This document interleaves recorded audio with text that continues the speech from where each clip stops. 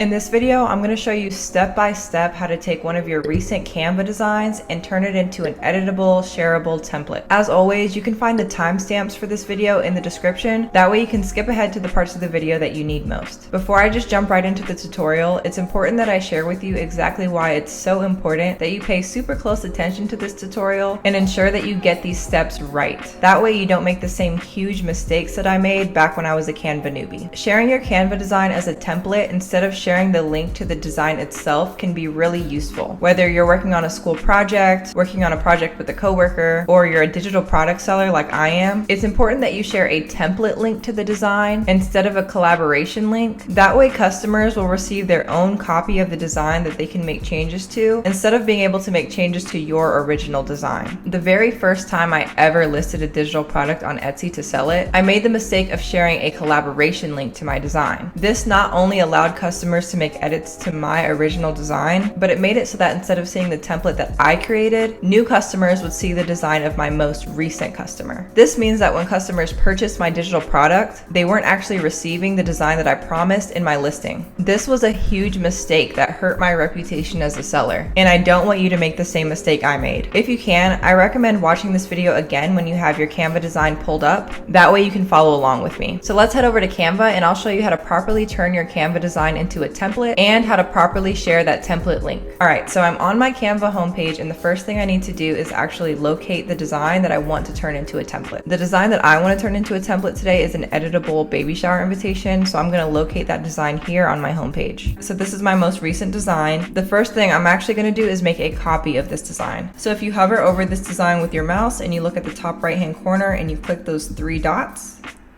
you can hit the button that says make a copy. So I'm gonna make a copy. And then right away, this design has been duplicated. So I have a little bit of trust issues when it comes to technology. So I always like to make a copy of my original design before I turn a design into a template, just in case anything goes wrong. So I'm gonna rename the design that I just made a copy of to make sure that I know that it's a template.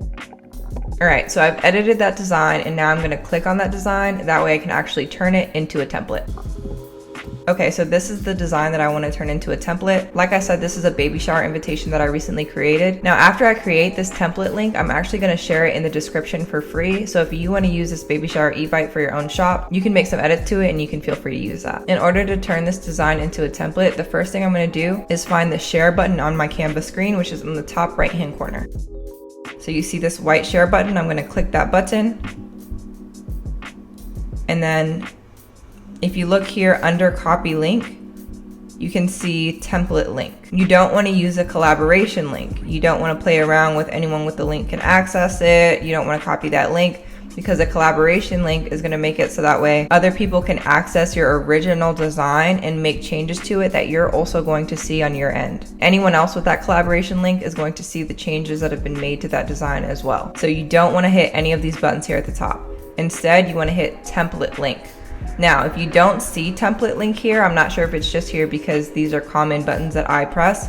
You can click more down here at the bottom and then you'll see all the options to share and you'll see template link right here. So I'm just going to click template link. And as you can see, it says anyone with the link can use this design as a template, which means that they're going to receive a copy of the design and they can make whatever edits they want to it and it won't affect you or anyone else who has a template link. So I'm going to click the button that says create template link. And then I'm going to hit copy. If you ever want to delete the template link, this is also where you go to delete it and you can click that here. But as you can see, it says the design has been copied. And now I have a link that I can share with customers. That way they can purchase this digital product. Now, some of you might know this, but if you're new to selling digital products on Etsy, you might not know that you can't just send your customers a link to your template. It's required that if you're selling digital products, that buyers receive at least one downloadable file when they make a purchase. So in order to make sure that my customers are able to access their template, this is what I do. So in order to make sure that my customers can actually access their template, I create a PDF document and I embed my template link into that document. That way customers can click that link and have access to the Canva template. So let's go ahead and go back to Canva. That way I can show you exactly how I do that. Okay, so the first thing that I'm going to do once I'm in Canva is find the listing covers that I've created for this particular design. The listing covers are just the photos that the buyers are able to see of the product before they actually purchase it. So right here is a listing cover that I created for my design. And just like with my last design, I'm going to hover over these three dots. I'm going to click them. and I'm gonna click make a copy. I'm gonna rename this design and put the words template link in front of it. That way I know that this design contains the link to the template that my customers need. And now I'm gonna click on my design and I'm gonna make some edits to it. The very first thing I'm gonna do is delete what I don't need. All I need for this design is the very first page of my listing cover. So now that my other pages are deleted, I'm left with my listing cover, and I'm gonna make some edits to it. And I'm gonna show you exactly how I embed the link to my template. That way customers can just click the link and it takes them directly to the template that they wanna edit. The first thing I'm gonna do is look over at the black toolbar on my left-hand side, and I'm gonna click Elements, which is right here on the top left. Then I'm gonna search Elements and I'm gonna find a button element. As you can see, I have a bunch of different options to choose from. I'm just gonna pick this simple one up here at the top. I'm gonna resize the elements that are already on my design, that way nothing overlaps. I'm gonna make the button that I chose a little bit larger in size here. And now I wanna put some text on my button. So I'm gonna go over to the Canva toolbar, which again is at the left.